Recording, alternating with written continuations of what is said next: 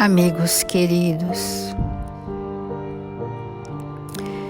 com os nossos corações entrelaçados nos sentimentos sublimes da amizade, desta fraternidade que nos une, pelos vínculos da simpatia e da afinidade, voltados para o mesmo ideal, de aprendermos a servir em nome de Jesus, nos reunimos uma vez mais em Seu nome, Senhor, guardando a certeza que és conosco. Nós Te encontramos, Senhor, em todos aqueles que nos cruzam o caminho, porque tudo aquilo que fizermos ao menor dos seus, a Ti estaremos fazendo. E queremos estar confiantes a cada dia mais de que podemos, embora pequeninos, sermos úteis na manifestação do bem, aqueles sentimentos que já despontam em cada um de nós e que, somados como um feixe de vara, se erguem, Senhor, para buscar-te a presença uma vez mais. Que os tarefeiros do seu amor na terra, estes que mais de perto nos socorrem e nos amparam, sejam por nós nesta hora, iluminando os nossos caminhos, estendendo-nos as mãos quando nossos passos trôpegos vacilam tanto, enxugando as nossas lágrimas quando a dor verte de nossos corações e trazem a todos alento e esperança em tempos melhores. É neste ambiente, Senhor, feliz e costumeiro dos nossos encontros, que em nome de Deus, Pai amantíssimo, e de Jesus, Mestre amado, iniciamos o Evangelho desta manhã. Obrigada, Senhor, obrigada, amigos, e que assim seja.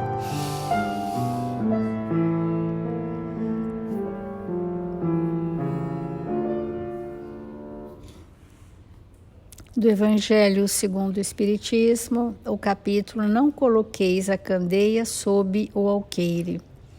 Hoje iniciamos um novo item que também diz sobre a luz da verdade, iluminando a todos, partindo do íntimo de cada um de nós. Carregar a cruz, quem quiser salvar a vida, perdê-la-á. Vamos começar a compreender na atualidade esse pensamento de Jesus. A cruz passou a ser um símbolo cristão que todos deveríamos carregar a nossa própria, simbolizada nas pendências evolutivas. Então, qual o simbolismo que poderíamos dizer hoje sobre a nossa cruz? Aquele fardo nos nossos ombros que é leve e suportável quando observado sob as leis de Deus. Essa é a nossa cruz. Então, que fardo é esse, que cruz é esse que nós carregamos? Todas as nossas transgressões às leis de Deus. Mas elas não nos sobrecarregam na sua totalidade, porque não suportaríamos. Portanto, em cada encarnação, nós temos um fardo, entre aspas, uma cruz, entre aspas, que é o desenvolvimento de algumas dificuldades para serem transformadas. E é por isso, quando Jesus disse que não era mais pesada a nossa cruz do que os nossos ombros, o fardo não era insuportável, porque o fardo é leve, o jugo é suave. Simboliza dizer que nós trazemos em cada encarnação apenas aquele elenco de dificuldades suportáveis, pertinentes ao nosso preparo moral, coincidentes com a maturidade com o nosso grau evolutivo. Por isso, uma pessoa passa por dificuldades imensas que nós dizemos, eu não conseguiria passar. Porque ela está preparada, foi preparada e está pronta para suportar aquelas dificuldades, desafios do caminho, provas, vamos dizer assim, e vencê-las. Nós fomos preparados para vencer as nossas provas. E esta, simbolicamente, é a nossa cruz. A misericórdia divina, na manifestação de justiça, é tão caridosa para conosco que nós não temos estrutura para suportar a totalidade das nossas memórias transgressoras. Por isso ela é parcelada. Então, a anterioridade é uma parcela desse conjunto de ações que nós viemos para transformar. Olha que caridoso. Nós temos apenas aquilo que suportamos, mas precisamos ter a honra de reverter esse processo. Existem alguns versículos que falam sobre isso, interpretando o pensamento de Jesus. Esse é de Lucas, capítulo 6, versículo 22 e 30. Sereis bem felizes quando os homens vos odiarem, vos separarem, vos tratarem injuriosamente, rejeitarem vosso nome como mal por causa do Filho do Homem. Regozijai-vos nesse dia e exultai de alegria, porque uma grande recompensa vos será reservada no céu, porque foi assim que seus pais trataram os profetas. Nós vamos dizer que quando Jesus disse, sereis bem felizes quando os homens vos contrariarem, por minha causa, ou seja, por sermos cristãos, ele estava prevendo os grandes conflitos cristãos que o planeta atravessaria. Porque tendo passado os 2, 3 primeiros séculos do cristianismo, o cristianismo já começou a ter uma infiltração do judaísmo, os grandes imperadores se transformavam em sacerdotes e a partir daí prenunciavam os conflitos, entre aspas, religiosos, até que chegaram as chamadas Guerras Santas, depois partindo para as Cruzadas, depois o auge desse tormento na Inquisição, enfim. Vamos lembrar do item anterior quando nós falamos dos grandes cristãos que deram seus testemunhos de fé. Eles deram testemunho de fidelidade a Deus, mesmo que toda a sociedade os apedrejassem, os crucificassem, os colocassem na fogueira, os levassem para o circo das feras de Roma. Então, é esta clareza de não titubearmos naquilo que é a verdade para nós, é que Jesus está nos falando. Chamando a si o povo e seus discípulos, ele lhes disse, se alguém quer vir após mim, que renuncie a si mesmo, carregue a sua cruz e siga-me. Se queremos seguir Jesus, simbolicamente, amigos, temos que passar pela Via Crucis.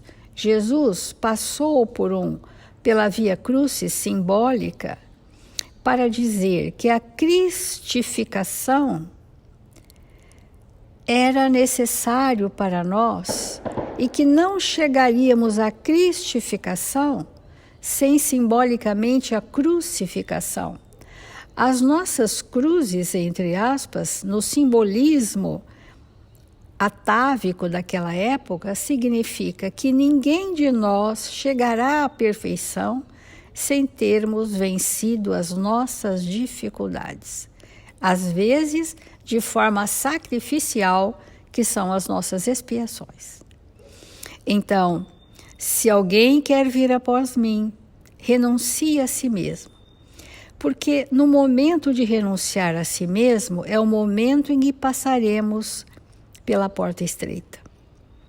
É o momento em que temos que nos despojar da quinquilharia de adereços equivocados que nós ainda arrastamos ao longo dos séculos. Temos que nos desvencilhar de atavismos, de falsas crenças, das derivações do egoísmo e do orgulho que nos faz espíritos mesquinhos e pobres de moralidade, para que nós possamos renunciar a nós mesmos e vencer os interesses pessoais. Então, se alguém quer vir após mim, que é o caminho, a verdade e a vida, o caminho de Jesus, renuncie a si mesmo, passando pela porta estreita, abrindo mão dos interesses pessoais, carregue sua cruz, ou seja, arque com a consequência dos seus atos e siga-me. Porque quando nós estamos no tempo de arcar com a consequência dos nossos atos, nós já estamos fazendo o ajuste com a lei.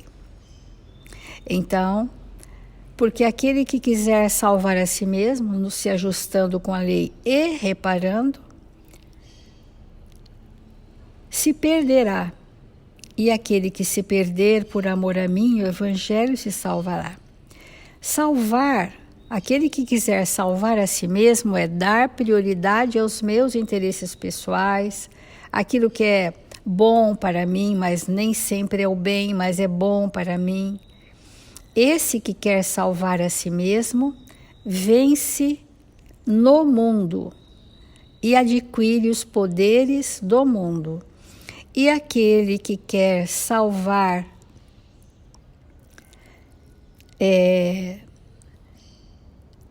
a humanidade, salvando-se, salvando a humanidade, este é o que tem uma folha de trabalho no bem. Então, porque aquele que quiser salvar a si mesmo se perderá, vence o mundo. E aquele que se perder por amor a mim, o Evangelho se salvará. Com efeito, que serviria a um homem ganhar todo o mundo e perder a si mesmo? Quer dizer, o que nós queremos, entendemos, né, que as pessoas querem salvar a si mesmo. Ainda são facetas do egoísmo, dos privilégios pessoais, dos interesses próprios, do conforto, dos poderes do mundo. Então, vencer o mundo é diferente de vencer no mundo. Eu venço no mundo com os poderes dos homens. Agora, vencer os arrastamentos do mundo é superar a esses arrastamentos, estando no mundo com todas as responsabilidades que o mundo requer de nós, mas o nosso pensamento estar sendo espiritualizado. Essas são as primeiras diferenças desse tema que nós vamos entrar. E nós trouxemos do livro Palavra de Vida Eterna o que Emmanuel fala sobre a nossa cruz. Então, nossa cruz diz assim: se alguém quiser vir após mim, seguir-me o caminho, porque eu sou o caminho, a verdade e a vida, negue-se a si mesmo, ou seja, vença o egoísmo, os interesses pessoais, tome a sua cruz, que é a consequência dos seus atos, reconcilie-se com as leis e siga-me. Então, ninguém se queixe inutilmente. A dor é processo. A perfeição é o fim. A perfeição é a nossa destinação por Deus. A dor ainda é um processo neste planeta de provas e expiações. Porque, dado a consciência dormente do espírito, aos anestésicos da ilusão do mundo e os excessivos apegos a nós mesmos, fazem-nos encrudecidos para a verdade. E a lei divina dispõe do recurso para acordar o espírito, e um desses recursos, para espíritos adormecidos que somos, em estado torporoso consciencial, a dor é uma bênção de Deus por nós, diz o Evangelho. A dor é uma bênção de Deus para os seus eleitos, porque é através desse aguilhão da consciência que move o nosso processo evolutivo. Assim sendo, caminheiros da evolução ou da redenção têm cada qual a sua cruz. Então, a nossa cruz, ela tem, entre aspas, né? O nosso fardo, as nossas provas, elas são muito peculiares à minha necessidade evolutiva. Então, muitas pessoas passam provas dentro da família, ou no casamento, ou na vida social, mas cada um com uma peculiaridade, porque viemos desenvolver valores específicos para o nosso tempo evolutivo. Esse almeja, deseja, aquele deve. E para realizar ou ressarcir, a vida pede preço, ou seja, nós temos um ônus aí, né? Nós temos uma consequência para ressarcir, para reajustar-nos com as leis de Deus. Ninguém conquista algo sem esforçar-se de algum modo. E ninguém resgata esse ou aquele débito sem sofrimento, sem um empenho muito forte. Não há possibilidade, né? Então, tanto para conquistar algo, eu tenho que ter um empenho muito grande, uma vontade estabelecida, e para eu resgatar os meus débitos perante a lei de Deus, eu preciso ter o sacrifício, que aqui pode ser considerado um sofrimento. Enquanto a criatura não adquire consciência da própria responsabilidade, porque no momento em que nós amadurecemos para sermos cumpridores dos deveres e posteriormente responsáveis moralmente por aqueles a nós confiados, aí sim o nosso movimenta-se no mundo a afeição de semi-racional, amontoando problemas sobre a própria cabeça. Enquanto nós não nos libertarmos dessa imaturidade, da falta da responsabilidade, nós estaremos ainda amontoando problemas sobre a nossa cabeça. Então, lendo o parágrafo todo, enquanto a criatura não adquire consciência da própria responsabilidade, movimenta-se no mundo a afeição semi-racional, sonâmbulos, amontoando problemas sobre a própria cabeça. Qual é a sugestão de Emmanuel para sairmos desse torpor e nos colocarmos na posição de semi-racional, onde apenas impulsos primitivos nos dominam? Desenvolver a responsabilidade sobre nossos atos. Isso se inicia como? De forma prática, nas obrigações de todos os dias, até que essas obrigações que fazemos arrastadamente se transformem em novos hábitos. E os novos hábitos vão buscar o dever consciencial. E as nossas ações por deveres conscienciais ao longo de um tempo se transformam em responsabilidades adquiridas. Aí nós mudamos o estado de consciência semi-racional, um estado torporoso, de arrastamentos infindáveis com as nossas más paixões, para o duro labor de cada dia na base da obrigação sem prazer, até que o dever chegue e um dia o dever prazeroso se transforme em virtude. Essa é a dinâmica do sentimento do ser espiritual. Mas falaremos bastante sobre isso ainda. Entretanto, acordando para a necessidade da paz consigo mesma, descobre de imediato a cruz que lhe cabe ao próprio burilamento. Chega um tempo em que essas dores, elas promovem movimentação interna no nosso espírito, um desassossego, e passamos a sentir as aflições do mundo, passamos a viver em grandes tormentos, de grandes insatisfações, de aflições, de medos, de buscas incontidas para resolver problemas que são íntimos nossos.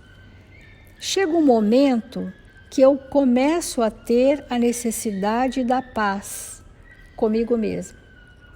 Então, quando eu chego no momento em que eu preciso ou acordar para a necessidade da paz consigo mesma, quem está falando comigo é a minha consciência. A minha consciência direciona um fluxo divino para que eu busque a paz comigo mesma. E só quando eu tenho a necessidade de me pacificar dos tormentos que eu trago é que eu vou aceitar as provações, vou aceitar a cruz. Antes disso não é possível. É sempre imposições de obrigações.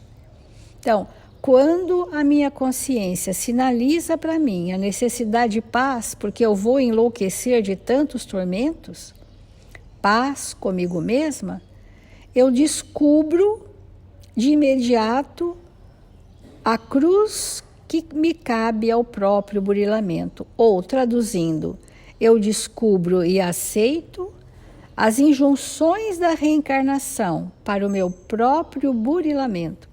Eu vou sentir que aquela dificuldade é o grande bem da minha vida, que veio para burilar, para esculpir nos meus sentimentos a formosura do bem constante. Olha como é interessante esse acordar da consciência. Nós ficamos atormentados por quantos séculos desejarmos, mas não fugimos da lei, que vem nos convidar ao acordar. E essa luz que vem nos convidar ao acordar, ela é a dor. Bendita dor para os eleitos de Deus, que veio nos acordar.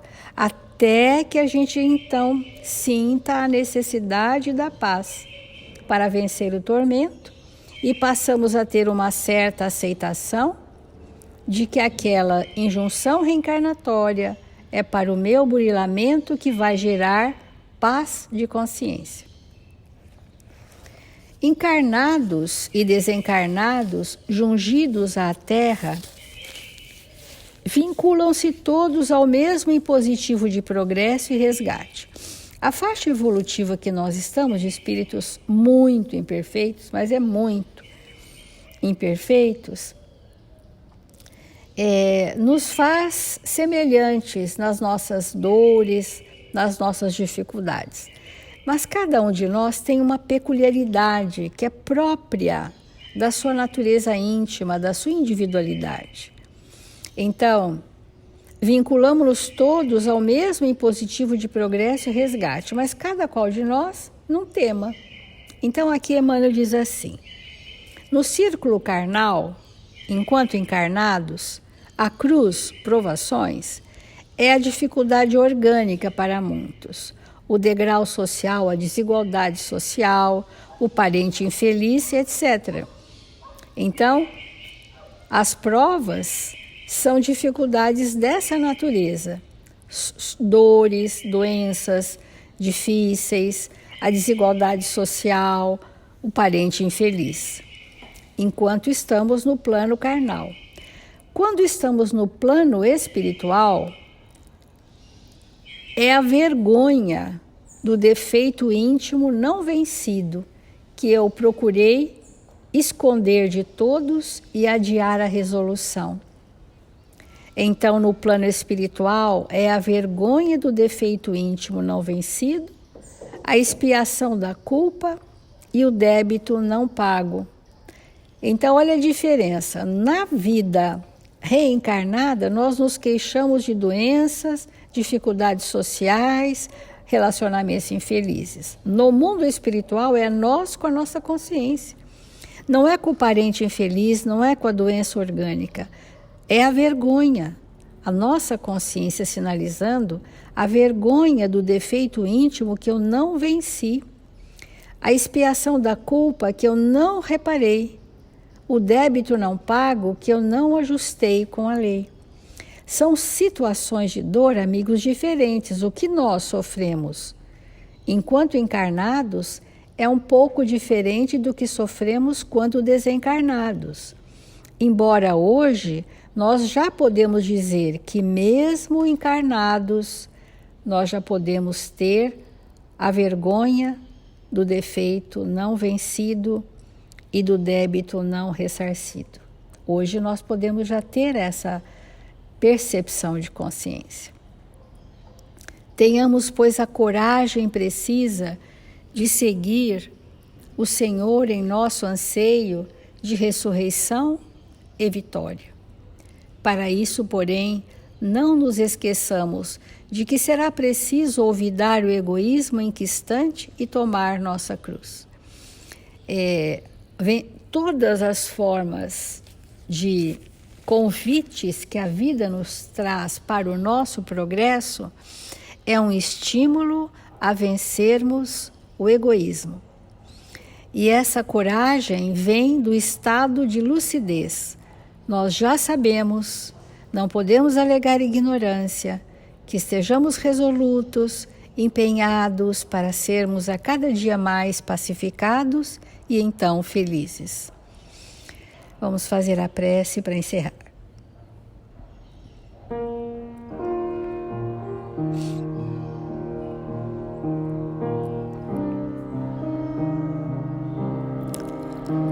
Deus, Pai amantíssimo,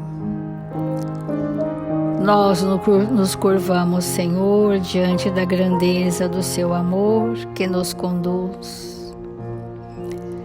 Jesus, Mestre amado, sempre presente em nossas vidas, sempre iluminando os nossos caminhos pela luz da verdade, quando nos disse para segui-lo.